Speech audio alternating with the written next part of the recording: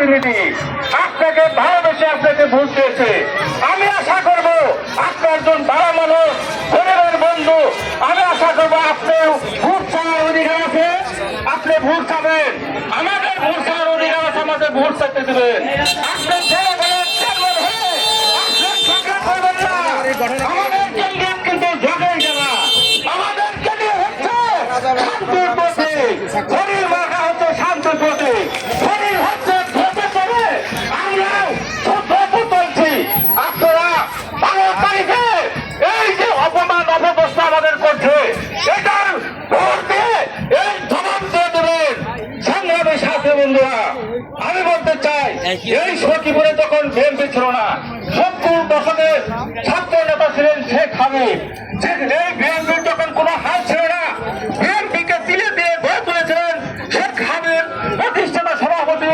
সেই শেখ হামিদ আমাদের অধীনের পক্ষে আমি দেখেছি সেই বঙ্গবীর কাদের পৃথিবী উত্তম 71 সালে হেরে গেলে গাছের পাতা জল জড়িয়ে পড়ছে। সেই কাদের সিদ্দিকী মুক্তিযুদ্ধকে অপমান করেছে, সে কিন্তু বঙ্গবীর কাদের সিদ্দিকী কিন্তু 1000 বছর চেষ্টা করলে বঙ্গবীর হতে পারবেন না। সেই বঙ্গবীর কাদের সিদ্দিকী কিন্তু সারা গ্রাম থেকে সাপোর্ট দিয়েছে ভাইয়েরা।